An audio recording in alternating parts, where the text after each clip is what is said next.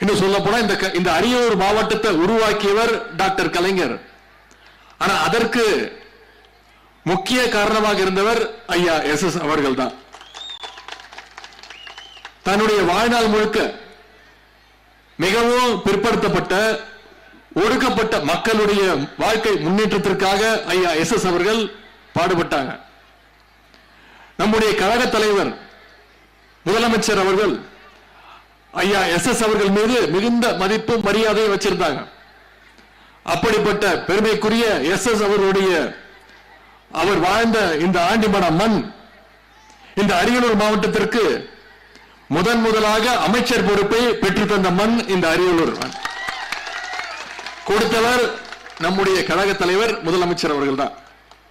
இன்றைக்கு அண்ணன் சிவசங்கர் அவர்கள் போக்குவரத்து துறை, மின்சாரத்துறைன்னு 20 துறைகளுக்கு அமைச்சராக சிறப்பாக செயல்பட்டு வருகிறார்.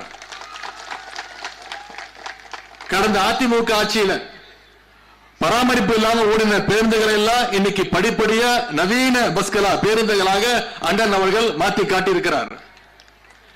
பேருந்து சேவையே இல்லாத குக்கிராமங்களுக்கு கூட பேருந்து வசதியை ஏற்படுத்தி கொடுத்திருக்கிறார். பழைய பஸ் டெப்போக்களை எல்லாம் இன்னைக்கு புதுசா மாற்றி அதை நவீனமயமாக்கி செயல்படுத்தி வருகின்றார். அண்ணன் சிவசங்கர் அவர்கள் அவருடைய சொந்த ஊரான பக்கத்தில் இருக்கக்கூடிய தேவனூர்ல ஐயா எஸ் அவருடைய நினைவு போட்டுகின்ற வகையில் ஒரு நூலகத்தையும் இன்னைக்கு கட்டியிருக்கிறார். அதே போல இங்க தளபதி அன்பகம்னு ஒன்றிய கழகத்திற்கு அலுவலகத்தையும் கட்டி கொடுத்திருக்கிறார்.